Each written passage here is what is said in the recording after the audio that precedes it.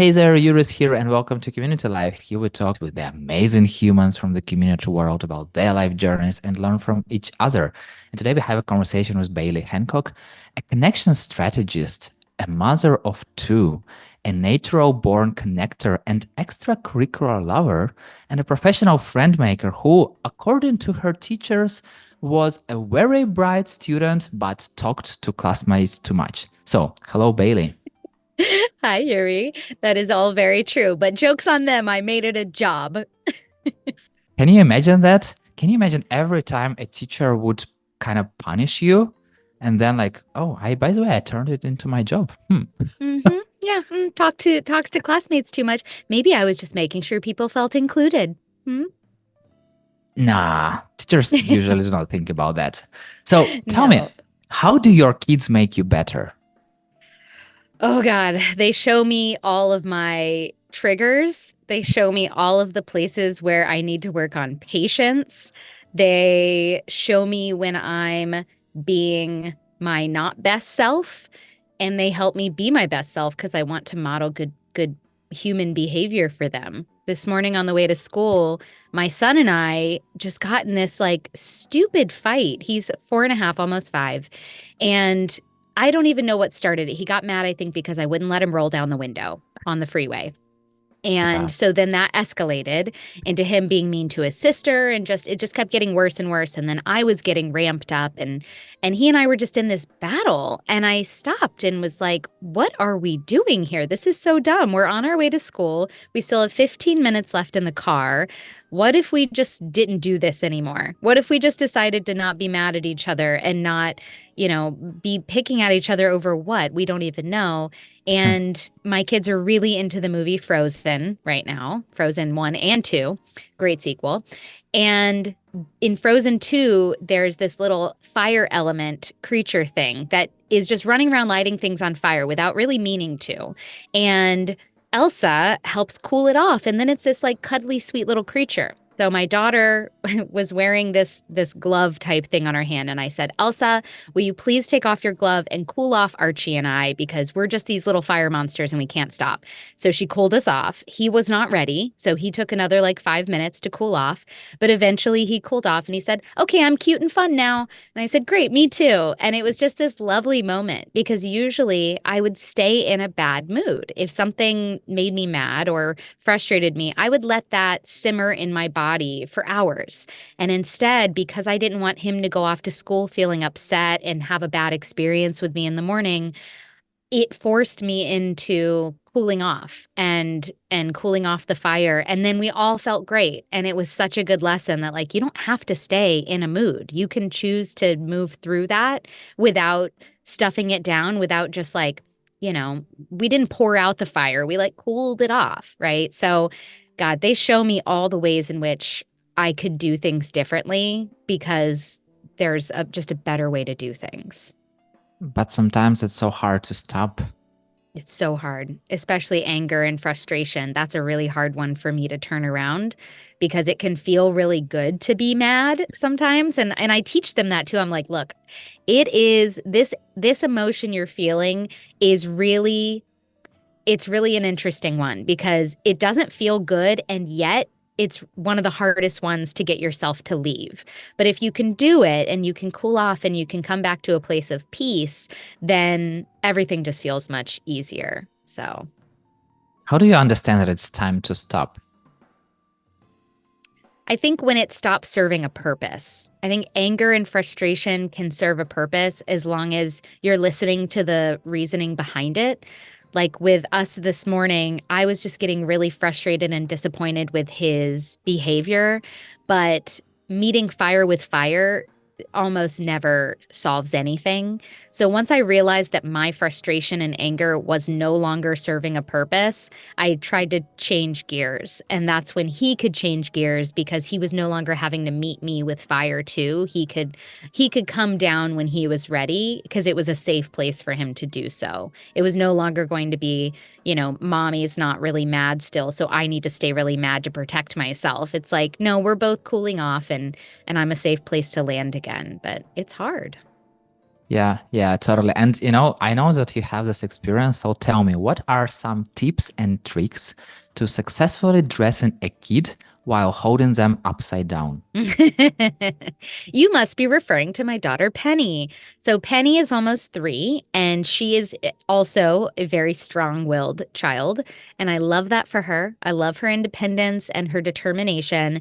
It's just sometimes I would love it if she didn't have those traits all the time with me before 8 a.m. every day. So she is currently in a nudist phase of life where she does not want to wear clothing. And I also love that for her. Be free, body positivity. That's great. But we do live in a society with rules.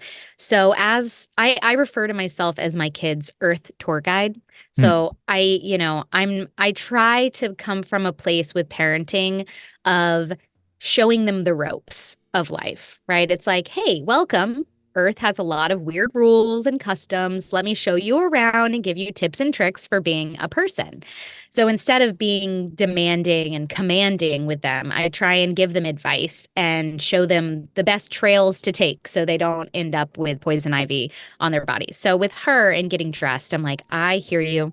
Clothing seems really silly, right? We don't come out with clothes on, and yet we have to wear it, but we do. So what I have to do with her is kind of show her an opportunity or give her opportunities to make her own decisions. She thinks she's coming to her own decisions about getting dressed. And when that won't work, we have to get really silly with it. And so my husband will hold her upside down and we'll put her clothes on that way. Or I will usually try and get my kids to compete. So I'll say, who can put their underwear on the fastest? Or if she wants something, like she wants to go outside before we get in the car to go to school, I'll say, oh, sure, let's go outside. First, we just have to put on our clothes and she'll be compliant. So it just kind of, it can't come from a place of commands. That doesn't work with either of my kids. It has to come from a place of, hey, I know you don't want to do this thing. I'm on the same side as you. What can we do to make this less annoying for you so that you're more willing to do it? And right now that comes in the form of making things really silly and a game, or just making it very practical. Like, oh, I would love for you to go outside. We just can't go outside naked. Oh, okay, that's fine. Like that makes sense to her.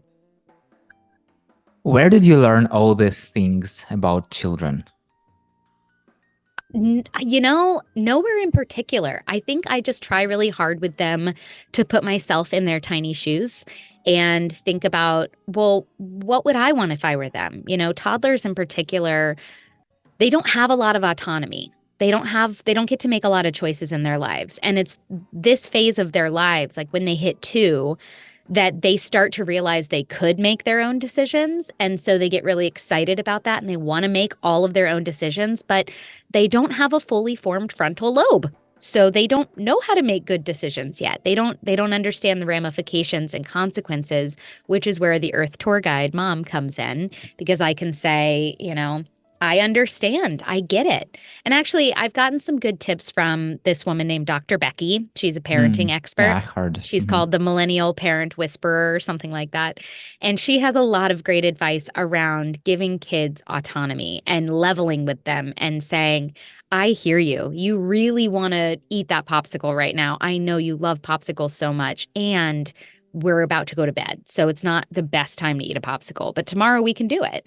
So it's about making them feel like you're not saying no, you're just redirecting. And I trust my instincts a lot. I think I have really good natural instincts when it comes to connecting with people. Obviously, it's my whole job.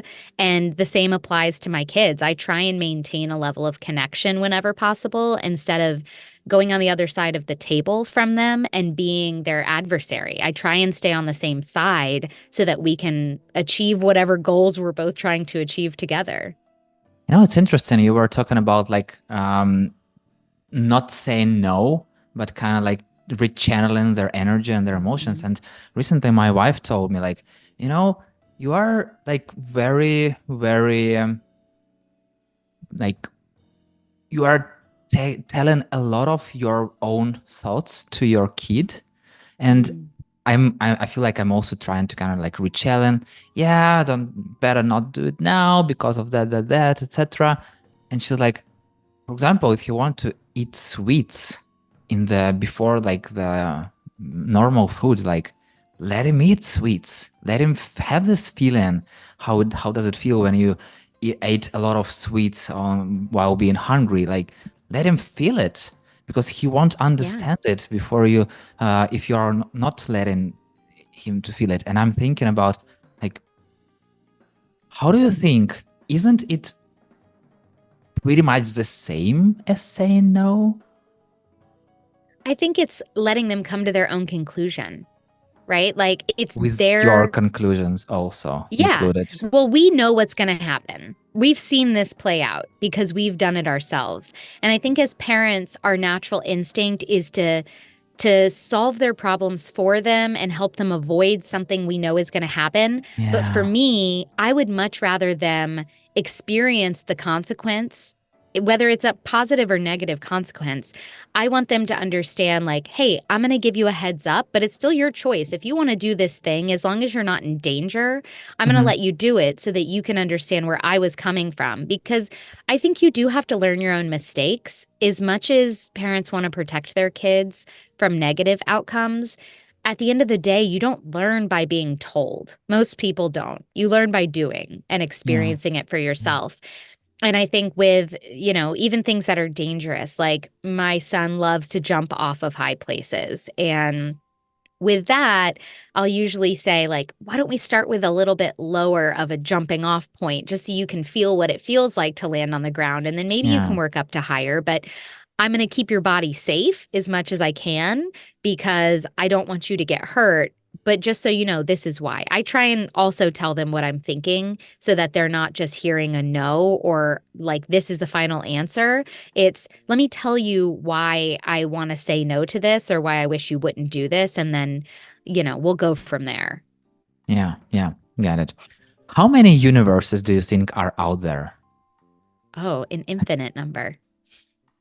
And I think about that a lot, believe it or not, because when I think about there being a multiverse and infinite numbers of possibilities and an infinite number of Baileys, kind of like Loki, right? That season 1 of Loki. I don't know if you saw it, but where there's all these different versions of Loki existing. One's an alligator, one's a woman, one's, yeah. And so I think about that in terms of me and my experience. And when I'm having a time where I'm not in love with what's going on, like I just wish things were going differently or I wish something else was happening, I think that's okay. In a number of other universes, I'm getting my way right now. I'm having the best day ever in a ton of other universes. It's just not in the one that I'm in, and that's okay. Bailey's out there having a great time in so many other universes. It's okay if this particular one is not going my exact way today. Who is Bailey in some of other universes? At least in one. Oh my gosh, there's so many versions of me out there. I mean, that's one of the hard parts. I'm a Gemini rising, if you're an astrology person. And Geminis, live in the duality, right? And even in this particular universe, I have a ton of different interests and I'm very curious. I'm always learning about something new and reading about something new. And I'm a fascinated person. And so, gosh, I definitely in one of the other universes, I'm an actress on Broadway. I'm dancing and I'm singing and I'm in the hot spotlight on stage and just living my best Broadway actress life. I can imagine that, like because I feel like, you have so much energy. Like that's you can just go and do this in this universe, It's like Right? yeah, exactly. Like just go and do this. So what is the backstory of your encore tattoo? My anchor tattoo, I got it on a trip with some of my best friends from middle school to New Orleans. And although it was a momentary decision while we were there, it's something I had thought about for a while. It was my second tattoo. I have 3 tattoos total. So that was my second tattoo. And the anchor represents a couple things. First, my mom's side of the family are all fishermen, and they have been for generations. So it was kind of an homage to, my family's life at sea, we'll say. The other major reason is it represents the impermanence of pretty much everything. So when most people think of an anchor, they think weighted down and permanent. But in reality, anchors are anything but permanent. The whole Hmm. point of them is You drop anchor when you want to stay somewhere for a while, and even then your boat's still going to kind of float around, right? You're not in one spot. You're anchored to a particular location, but you're still going to float. And when you're ready to leave, you pull up anchor and you go somewhere else. And so I got it to remind me that nothing's forever, nothing's permanent, but wherever you are, be there. Wherever you are right now, be there fully. And then when you're ready to go, pull up anchor and boat away. How do you feel that it's time to pull up anchor? I think it's a gut feeling for me. I always sort of know when it's time. There's never, that's something that I think I've always been good at is recognizing intuition hits around starting and stopping things. I've always been a fan of quitting things, and it used to get a very bad rap. When I was growing up, I did a ton of extracurriculars, as you mentioned. I was part of a ton of clubs. I played almost every sport except for basketball and volleyball because I'm 5 feet tall. So it was always just a losing battle before I started.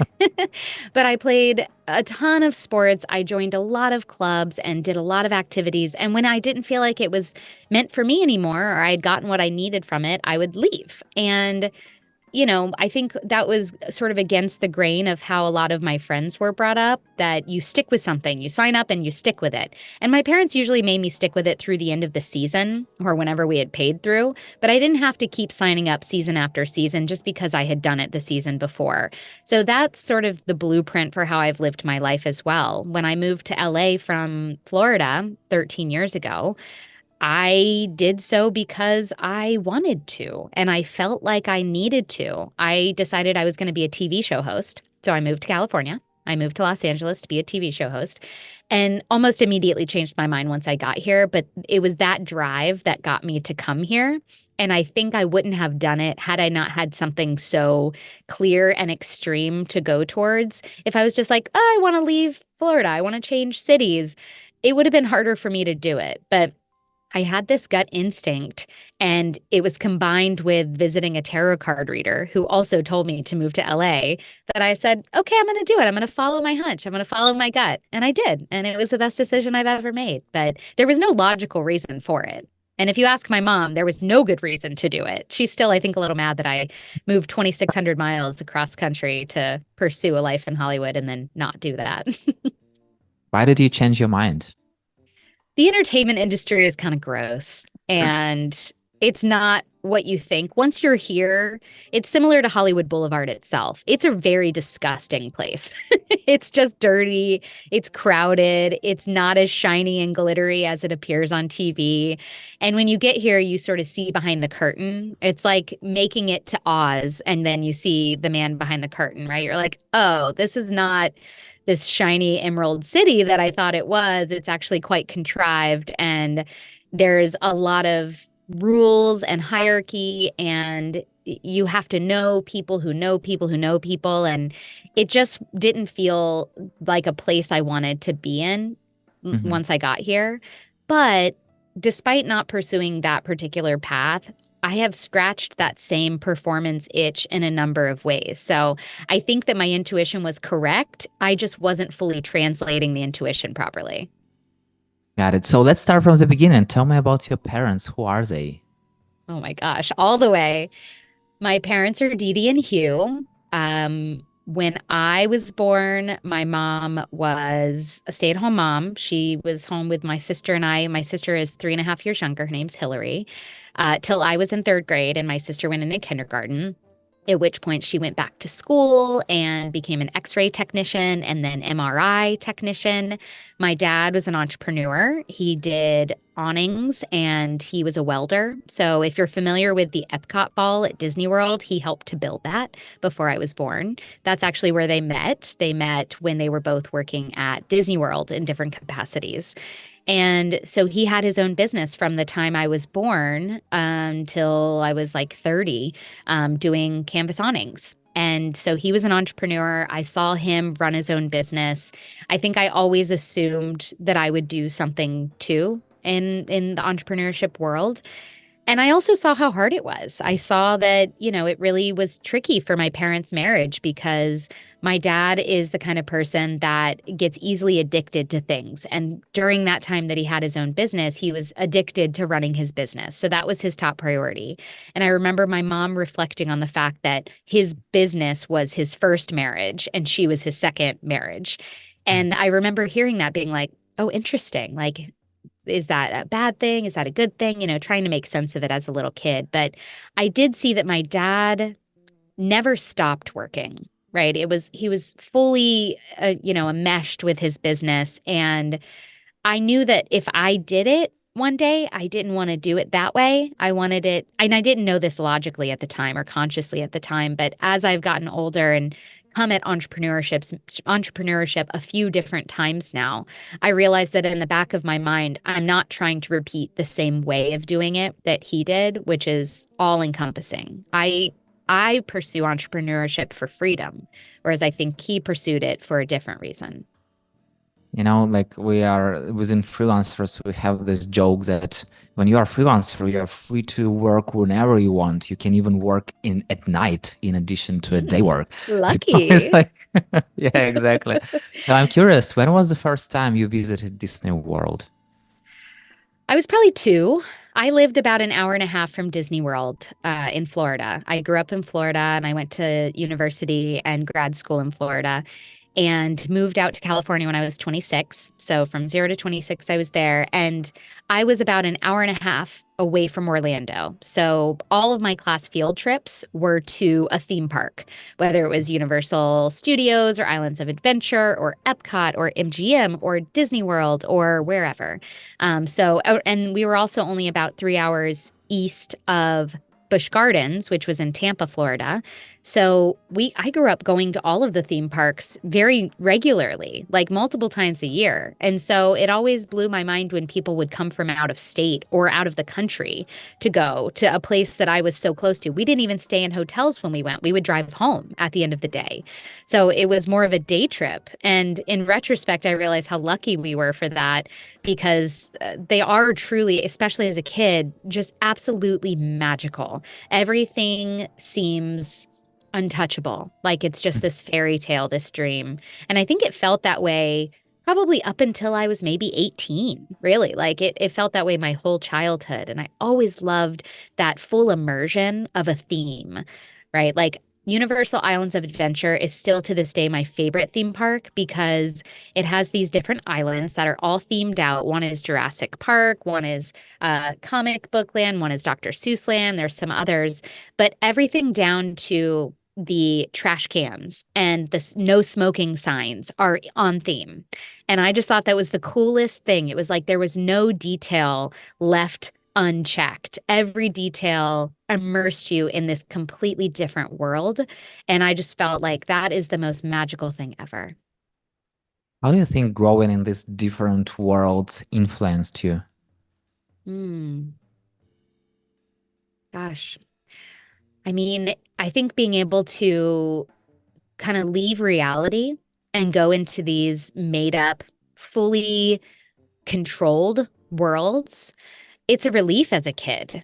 It's like you don't think about homework. You're not thinking about your chores at home. You're not thinking about the drama of being a child, right? Of like a 10-year-old's drama, which there is, believe it or not, drama with 10-year-olds, especially girls. And I was always a very serious kid in terms of my studies and my goals. I've always been a very goal-driven perfectionist. And I think in those scenarios where you're totally out of your normal day-to-day life, it just releases all of that pressure and you can just have fun and be a kid. And whether I ever realized that's what was going on or not, that's definitely what was happening. It was like you were transported to another land, literally, where your achievements and your success didn't matter. Are there any kind of plans for adults? Have you heard of any? Music festivals do that for me as an adult. Ah, okay. When my husband and I first started dating 10 years ago, we went to 10 music festivals together in the first couple of years. And my very first music festival I ever went to was Outside Lands at Golden Gate Park in San Francisco. And it was the first time in probably 15 years that I had felt that same level of magic and otherworldliness, where Yeah. whatever was going on in my adult life just ceased to exist for 3 days straight. You're surrounded by music, you're surrounded by happy people, you're surrounded by great food, good smells, like every sense is taken care of. Except for maybe your feet. Like your physical body hurts at music festivals because you're standing and walking and dancing for 3 days straight. But, drugs help with that. But other than that, it's like, I remember thinking at the end of the day, right at twilight, which is my favorite time of day, as the sun is going down and lights are coming on, there's all of this beautiful colored uplighting in all the trees in Golden Gate Park. And truly to this day, there are a few things I think are more magical than seeing all of that. It's like all of these gorgeous colors, the wind, like the air is crisp, so you're not sweating anymore from dancing all day. It's just this magical freaking moment. And I truly think one of the big things I'm missing in my life right now is music festivals, because with kids, it's just harder to get away for that many days in a row. And, you can't come home hungover and depleted of dopamine anymore the way that you could when you didn't have all that many responsibilities. But it really is such an emotional and mental and spiritual escape to be able to just put yourself in a totally different environment like that. You just took me there with you, so I'm also somewhere else right now at Let this me give moment. you So let me give you a taste sensory here for that. So uplighting, gorgeous, weather, beautiful. The food, they would have all of these food trucks, and there would always be some kind of unusual combination of food, right? There was always some food vendor that was trying to get written up in a paper or in a publication for being cool. And one year, the hot item was a Krispy Kreme burger. So it was a cheeseburger, maybe without the cheese. I don't think there was cheese. A burger with two Krispy Kreme donuts as the buns. And at first glance, you're like, that is disgusting. And then you try it and you're like, that is disgustingly delicious. And so just like it truly is just an explosion of your senses at places like this. And then, of course, you've got the music, right? The whole purpose of being there. And the amount of musicians and bands that I saw that I would just never see otherwise in back to back, right? One a day I would be watching Grizz do like a really gnarly DJ set, followed immediately by Paul McCartney. So it was like musical hmm. whiplash that felt just organic and amazing and like, oh my God, what's going to happen next, right? It's like, could it get any better? I don't know. And then we would often ride our bikes back to our friend's house who lived near the festival. So it's like the end of the night, you're riding your bikes down these hills in San Francisco just with the wind in your face. And you're just like, oh my gosh, this is what life is all about. You just reminded me about one more food experience. Have you ever tried an ice cream in McDonald's using it as a sauce for fries? Oh, of course, Yuri. Of course. Absolutely. And we teach our children that magical trick as well because it is delightful. It's Yeah, the and sweet and the salt. if somebody ever tell me like, "Oh my God, what are you doing?" I'm like, "You don't understand." You don't understand. And it's best if you don't. Just Yeah, once you know, you can't unknow. exactly. So, what is the first memory of your childhood that comes to your mind right now? Oh gosh. There's so many. I have a lot of really early memories. Um, I grew up in a very old house on an orange grove in Hmm. Florida. So my backyard was like acres of orange trees. And in my front yard across the street was a train track. So my house was sandwiched between a train track and orange grove. So it was very wild. It was very free. I didn't have any neighbors for a ways down the road. So it was very much just our house. My sister and I just played in our yard all the time. We had this beautiful banyan tree in the front yard, and banyan trees have all of these like drippy branches. So, like vines that turn into thick branches. So, they make for perfect tree houses and excellent climbing trees. So, my happiest childhood memories and the ones that go back the furthest are just being in my yard and in the orange groves with my sister, climbing trees, chasing each other. We had a ton of cats that were not our cats, but they lived at our house outside. So my cousins used to call our house the Hancock Cat Farm because there would literally be like 20 cats that would just wander, the backyard, and they would come for dinner. We'd call them and we'd pour cat food in like a cake pan and then just like walk away because they were mostly feral. And it was always my sister and I's goal to catch the kittens when they would have kittens so that we could tame them and they would be our cats and not just wild cats. So it was just a very wild and free childhood where we were not, I'm sure my mom was watching us, but it never felt like she was. We always felt very free and wild. And my sister and I would smash pennies on the train track. Have you ever done that? Do you know about that? Yeah. Kids that Yeah. didn't grow up near train tracks, so I feel like are like, I'm sorry, what? We would literally put pennies on the tracks, wait for the train to come. It would smash them, but they would always fly off. So then you'd have to go find the smashed pennies, and they'd be these cool little flattened pennies like you have like you can do at amusement parks, right? Except there was no embossing of the logo on them. It was just they were smashed. So that was always the fun party trick to do when my friends would stay the night, is smash pennies and play in the orange groves. At some point, somebody told me that if you use like any coin, the train can go off track. And I was like, oh my God, no, I don't want to do that. So I stopped after that moment. I know it was fake. Now I know this, but back What a then, mean person. They ruined your fun. Ugh, always taking yeah, away kids' fun. yeah, like, See, oh, I would never do that to my kids. I'd be exactly, like, never, smash them. never. You can put them on the tracks, but if you hear that train coming, you need to go. You do not wait. Exactly. We Did don't you, mess around with trains. by the way, did you tame any kittens? Oh, so many, so many. And we would name them. We would do groups of names. So, because kittens are born in litters, right? Anywhere from 2 to 6 sometimes. So, depending on how many there were, we would come up with names for them based on like a TV show, or, we had cats named after Sesame Street characters and different TV shows. We had to get really creative because there were always new kittens being born because we couldn't catch the moms to get them spayed. So we just kept trying to capture the kittens. And some of them every now and then would make it inside. Every now and then we would be allowed to let one live inside. But my dad was not a fan of indoor animals. He thought animals were supposed to live outside. So we'd have to really convince him to let them be house cats. Please. Please, they can't live outside. It's ours now. Yeah. We had a lot of really funny names. And, it was also a great life experience because they were wild, which meant there were often some gruesome deaths that would happen to these animals that we were privy to, right? Yeah. And in Florida, we have these lizards called, I don't know what they're actually called, but their nickname is skinks. And if a cat eats them, they're poisonous and they kind of either go a little crazy or they don't Wow. make it.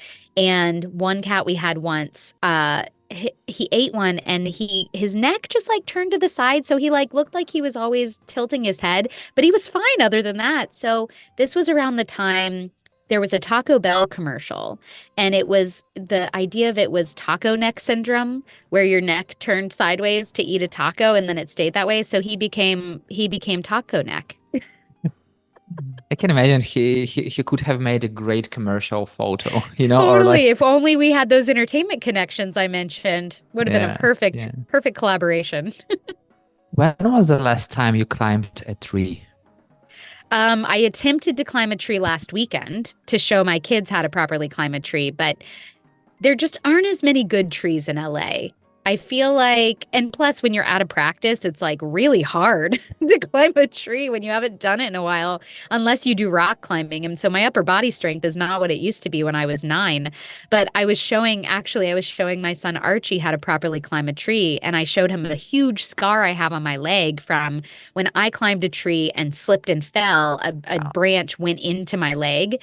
And I definitely should have had stitches, but I didn't. My dad just put a Band-Aid on it, was like, nah, you're fine. And so I have this huge scar on my leg now from it that I wear as a badge of honor. But I'm like, so just be careful. This can happen. I didn't stop him from climbing the tree. I tried to show him how to climb a tree and be aware of the dangers that can come from it. But all of my scars were well earned and they're very loved because they're like Girl Scout badges of me living my life as a kid.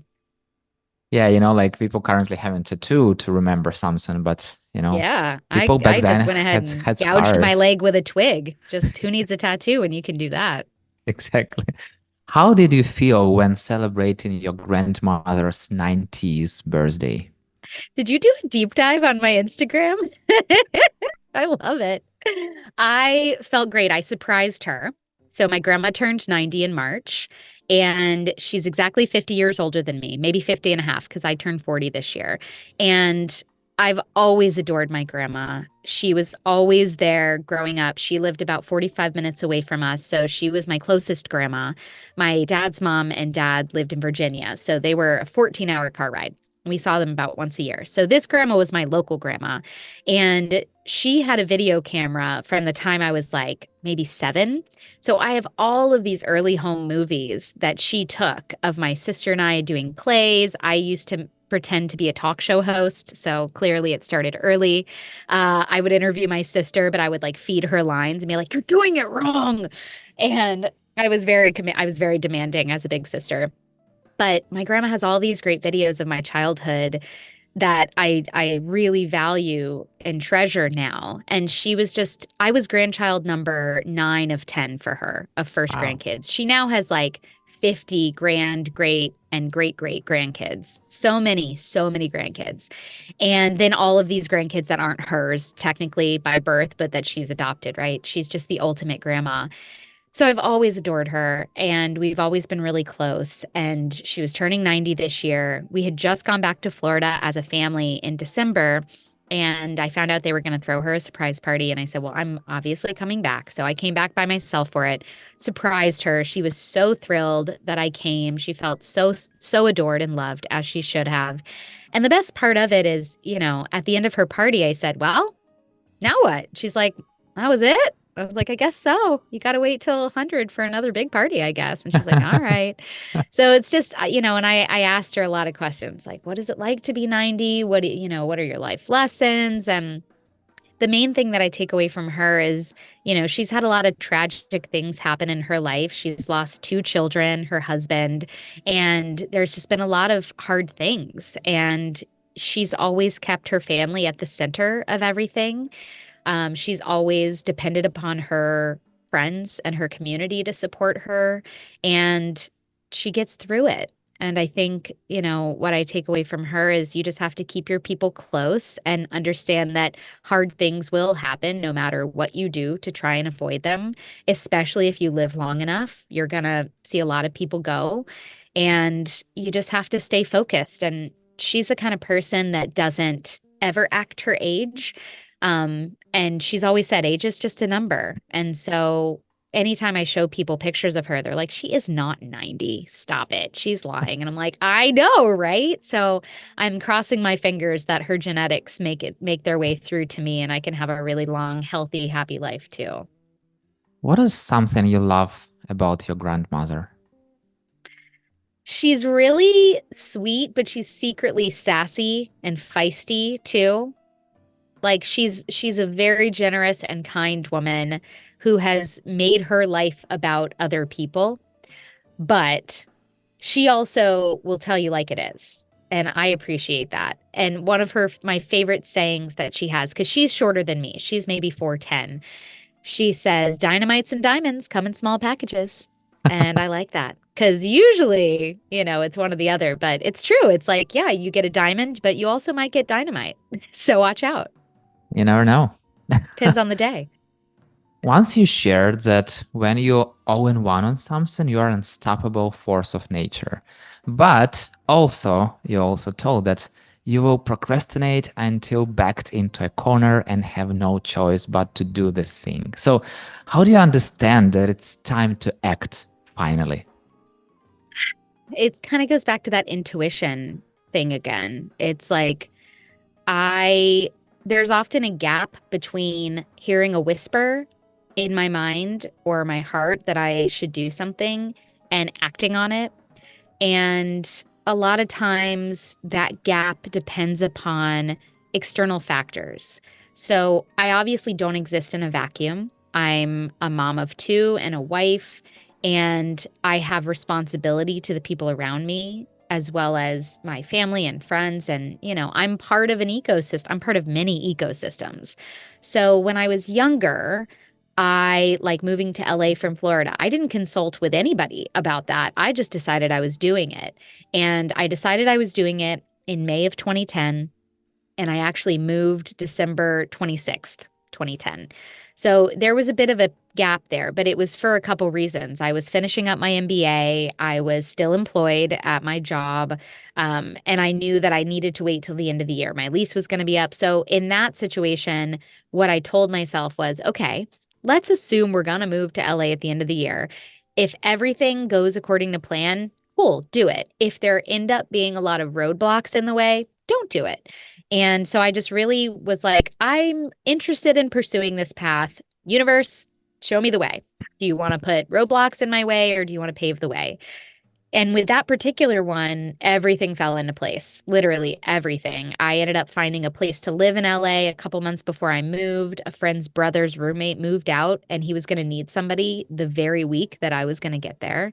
I ended up getting laid off from my job, which was glorious because they gave me 7 weeks of severance. It got me through when my last paycheck was going to be, had I quit when I planned to. And I didn't have to work. So I got to spend the last couple months of living in Florida just having fun, which was great. And everything really just started falling into place.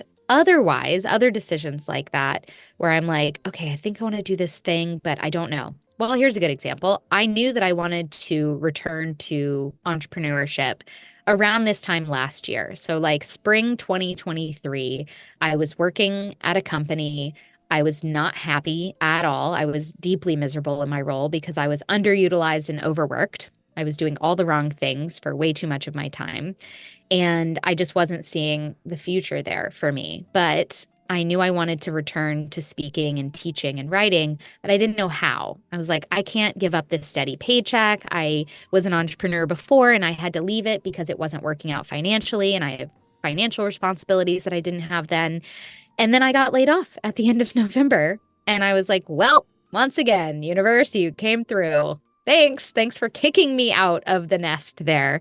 So I have to be careful what I say. I have to be careful what I think and what I feel because generally, once I decide something, it's going to happen, whether I'm behind the wheel or not. So I always have to be mindful when I feel called to do something. What can I do to best prepare myself for that, knowing that it will likely happen at some point or another, whether I choose it or not. Where did you get your habit of reorganizing the eggs to be evenly distributed in the carton? I'm just asking because I'm doing pretty much the same. Well, I'm beginning to think that I might be on the spectrum. I'm beginning to think that I have some neurodiversity. My son is autistic. He's diagnosed autistic. And we got his diagnosis 2 years ago. And initially, my husband and I were both very scared because our understanding of autism was people with very high needs and extreme circumstances because that's what we knew. And what we've learned in the last 2 years is, oh, that's just one of many versions. And my son has very low needs, which all that means is he doesn't look autistic to the outside viewer, but it's because we help meet him where he is and we help support him in the parts of his life that are a little bit harder for him, like transitions or emotional regulation. And so I've learned so much about autism and ADHD and neurodiversity in general in the last 2 years. And through my own research for him, I've come to a conclusion that I'm likely autistic as well. I actually really want to get evaluated before my birthday this year just to know. The unfortunate or tricky thing about an autism diagnosis is unlike ADHD, it doesn't come with a prescription. It's Mhm. just that's why things feel hard sometimes. Good luck. And so I think with the reorganizing thing, I've always been incredibly particular and very organized. When I was a child, as young as 2, I would take everything out of the pantry and put it back in organized in like height order or color order, or, I've always been a deeply organized and particular person like that. So that is why I do reorganize the egg carton. Also, it just makes sense. Okay, you want the weight to be balanced properly so that the eggs don't come crashing out when you pull it out of the refrigerator. And also, being a short person, I'm having to pull from a taller shelf, which means I can't see. So if the weight is off, it's likely the eggs are all going to come out and crack. So it's really just the practical thing to do. Yeah, yeah. I I fully agree because like why not? Like who are those people who are randomly just picking accents and They're my just husband. yeah, They're exactly. chaos monsters. Chaos monsters marry hyper organized people. I'm certain of it. And it's because we make their lives better. It's just the balance of nature, I would say. I think so too. I think so too. Although I wonder sometimes, what am I getting from this other than more things to organize? A little bit. Exactly, exactly.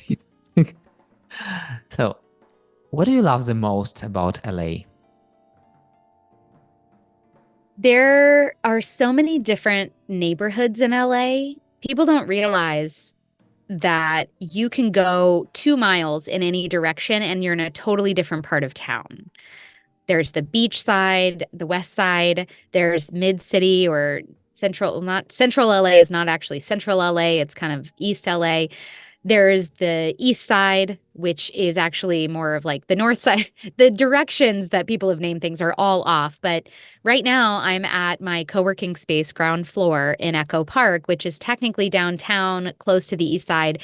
And it's very artsy, it's very industrial. It's completely different than where I live in mid city, which is much more neighborhoody, but not very walkable. The west side of LA is all the beaches. There's the mountainside, like Pasadena, which is kind of technically LA, is absolutely beautiful. It's like at a base of a mountain range.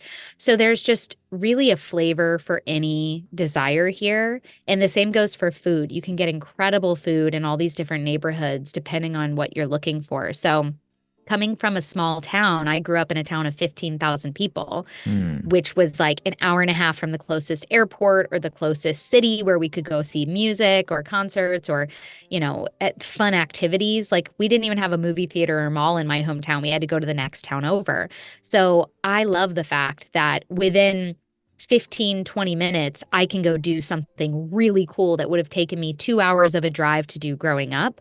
And it's in my backyard. It's no big deal. So there's just so many different cultural opportunities here, food opportunities, just all these different landscapes. And I also love that LA is so central to different climates. Like you can go to Catalina Island, which is literally like an hour boat ride out into the middle of the Pacific. You can go an hour and a half inland and go skiing. You can go north and do something that it's like there's so many things so close to me that it's Yeah, like a gigantic playground. everything, everywhere, all at once. Exactly. Exactly. And it Have can you feel a little bit much too. You have to really like focus on what you're looking for that day so you're not overwhelmed by it all. have you ever heard about the secret stairs of LA? Yes. There are secret stairs in LA. I've done a couple of them. I had a friend that was like a fun thing that she did on the weekends was she would go to different secret stairs. There's one in Santa Monica that a lot of people run up and down, but it's so interesting because they're just tucked into these neighborhoods in between houses and there's all of these sneaky trails in LA too. That's the other thing I love actually is there's this gorgeous state park called oh my God, I just totally blanked on the name of it. It'll come to me. But it's like 8 minutes from my house. And it's just absolutely, oh, Kenneth Hahn State Park. It is absolutely stunning. There's lakes, there's mountains to climb, there's trails, there's picnic areas. And it's like literally in the middle of all of these different things. And it feels like you're in a totally different place. So, views for days, you can see a 360 view of the ocean, the mountains, downtown LA, every part of the town. And it's right there. I feel so lucky to have that in my backyard. And also, I've heard about this, first of all, from Jenny Weigel, and you definitely know Yes. her.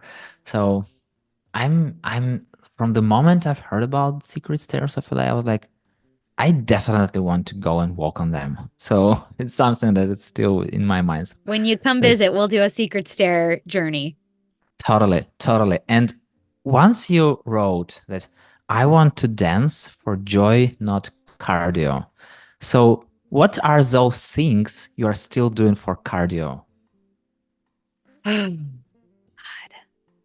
So many things. I feel like I could take that in a metaphorical direction, an actual direction. I'm still unlearning the concept that in order for things to work, they have to be hard. or in order for things to count as a success, they have to have been challenging. Hmm. And I don't logically believe that anymore, but it's a neural pathway in my brain that is so deeply worn that it's easy to fall back into that thinking. And the dance for joy versus cardio is such a good example of this. When it comes to exercise and physical fitness, I've always been of the mindset that you have to sweat a lot for it to count, or you have to hate it for it to count. And recently, I've started doing more strength training with weights and I'm sweating for sure, but like my heart rate's not getting crazy. I'm just lifting heavy weights and taking breaks in between. And I don't necessarily enjoy that, but it's not painful in the way that I used to make working out, like being on the Peloton bike and just like having my heart feel like it was going to explode and my legs feel like they're going to fall off, or being on an elliptical machine for an hour, just sweating my butt off when I was younger. And those things worked. That's the thing. Like they worked for fitness. I lost weight and I got healthier, but I'm also of the mindset that and I know this for a fact that those kinds of activities for women can be super damaging for your adrenal system, and it can increase your cortisol. And if you're already in a stressed state of mind, which I'm not sure I know really anybody in America who's not constantly in a stressed state of mind, just always, that on top of it can be super detrimental to your health. So it can have an opposite effect of what you're trying to do. So I've actually made a commitment to myself for the next 30 days to pause on any cardio based or even weight based exercise. And I'm going to be doing somatic exercise, which I've heard so much about. People keep telling me that it's amazing for emotional release and flexibility and cortisol management and all of that. So I'm trying in general to be easier on my system, whatever that means, mental, emotional, physical, understanding that things don't have to be hard to be good and to be effective. Where did you get this mindset that things have to be hard to be good? It feels like it came preloaded in my brain because my sister doesn't feel that way. So I don't think it came from my parents. And, we grew up in the same environment, and not all my friends believe that. So I think it's an interesting thing to consider what is mine and what was given to me from a Hmm. belief perspective. And, if we go back to astrology, I love astrology. I love every metaphysical modality because it just seems like extra data to me to leverage. In astrology, I'm a Virgo sun, and Virgos tend to be very rigid and exacting and perfectionists and organized and all of that. So it's like, how much of it was my personality and how much is society telling me that things have to be hard? And, to go back to the parent conversation, before my dad was addicted to his business, he's an alcoholic. And for the first 8 years of my life, that was his addiction. And years later in therapy, I learned that most children of addicts take on a particular archetype. And the archetype I gravitated towards was the hero child, AKA the perfect child. The don't Mm. look over here, look at me getting good grades and, performing. So I think that that was natural for me to take on that role because I already had some natural instincts around performing and perfectionism and achievement. But I think it sort of exacerbated it a bit. And then I just leaned into it and it worked for me. I always achieved what I tried to achieve. I was always class president, top of my class. I graduated with honors. I went to school. I did my undergrad degree for free. It was fully paid for with scholarships and all of that. And it wasn't until I got to about the age of 25 that I was like, wait, I don't even like where I am. Like I did all of this hard work and for what? And since then, it's been like a 15-year unlearning of, well, why am I doing this? Am I even doing this for me or am I doing this for other people? Am I doing this for the approval of other people or the affection of other people? Am I getting my own value and worthiness from other people, or can it come from me? And it is one of those very well-worn neural pathways that I'm having to kind of fill in with new dirt and redirect my brain in a new direction. And it is such an active pursuit, but I think it's the most worthy pursuit I could ever do, especially as a mom, because I want my children to feel the opposite. I want them to feel worthy and perfect and valuable exactly as they are, straight out of the womb, not because of anything they've done or achieved. And even this morning when my son and I were kind of going at it, he was like, I don't like you anymore, and I'm not going to be your friend, and I'm not going to hug you even if you ask me to. And I said, you know what, Archie? You don't have to like me. I'm always going to love you, even when you don't like me back. And he's like, you don't get to love. I was like, you can't ever control how much I love you. I'm so sorry, but no matter what you do, I'm going to love you. So deal with it. And I think he probably needed to hear that in the moment, right? And we all need to Yeah. hear that we're lovable and worthy and valuable just as we are, not because of what we do. And so I'm still trying to peel that one off while also being appreciative for how far that attitude and mindset got me in my life. It really did serve me. It served me very well until it didn't. And so understanding when it's okay, again, back to the conversation of quitting something or changing your mind or stopping something, I think it's okay to recognize when something, whether it's a belief or an action or an activity, is no longer serving you and putting it down and saying, thank you for your service. I no longer need it. I'm going to move on now and try something different. I have this one of our previous guests' question. Can you move forward in life without a purpose? I think so. I think you can meander through a forest without having a destination. I think that might actually be the best way to do it, honestly.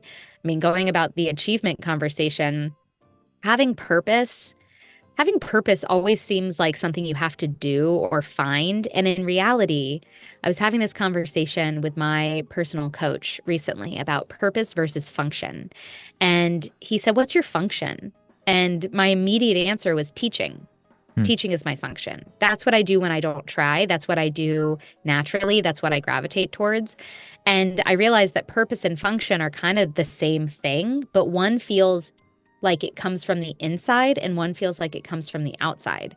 And Hmm. so anytime people are like, well, what's your purpose? I gotta find my purpose.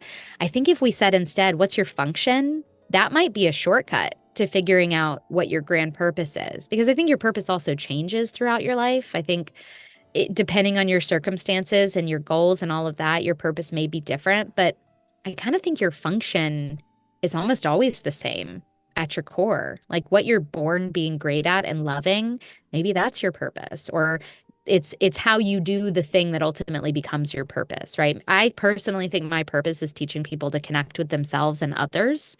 And my function is teaching them how to do that. So I think your purpose can sort of be the layer you lay on top of your function or the lens you put on your function. Or the flavor. If your function is ice cream, your purpose is the flavor of the ice cream. I don't know. We could play Yeah. with the metaphor, but yeah. Bailey, I wish to have the sky as the limit to our conversation, but time is the limit. So let's jump to rapid fire questions. Okay. So, mandarins or oranges? Well, they're the same family, but mandarins because they're peelable and they're small and you don't have to use a knife. Smoothie or coffee?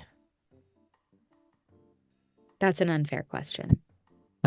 Smoothie first, then coffee. Coffee, never coffee on an empty stomach.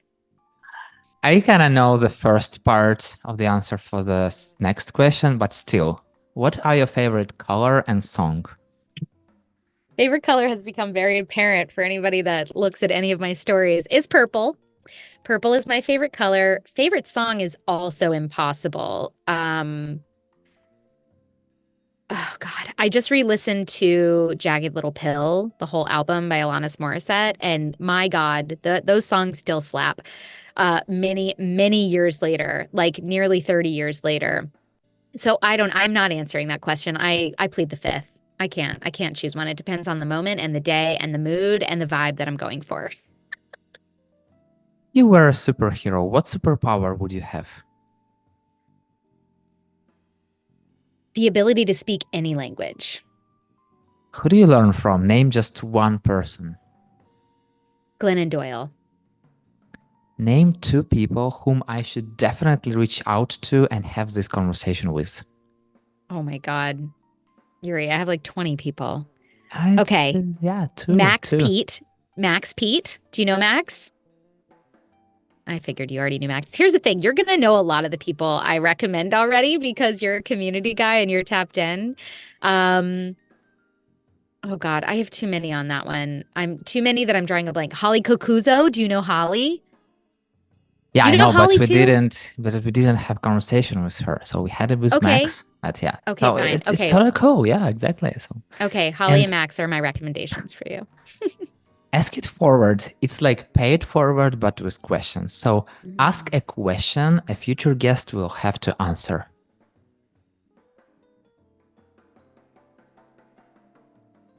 Who in your life makes you feel most seen and why? Is there one question that I definitely should have asked you but didn't? My favorite karaoke song. Go for it. Okay, actually, it's two. I'm sorry, my other tattoo is a Venn diagram. As you know, this is my logo for my business, Overlap Collective. I live in duality. That's where I live. Okay. Two karaoke songs depending on the vibe of the crowd and whether either has been sung or not. Shoop by Salt and Peppa and Don't Stop Believin' by Journey. Got it. Got it.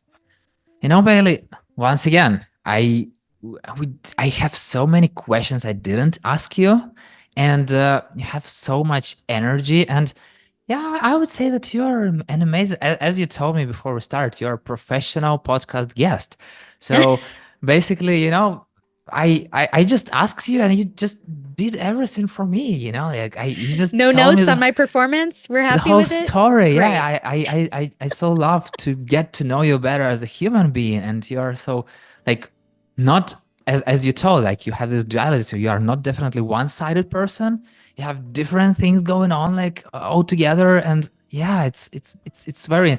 I very much enjoyed our previous call that we had. Once again, kudos to Jenny for connecting us. Thank you, Jenny. And yeah, thank you so much for giving me just a sneak peek into your life journey. This was so fun, Yuri. Truly, nobody's ever asked me any of these questions before, and this is maybe my 45th podcast interview. So, truly, this was so fun. It kept me on my toes. I had no idea where we were going or what we were going to do next. It's like it's been such a thrill. It felt like doing improv for an hour, which I also love doing improv, but would never take an improv class. So, this scratched that itch. Yeah, I am super Thank happy you. about that. And yeah, see you in the community world.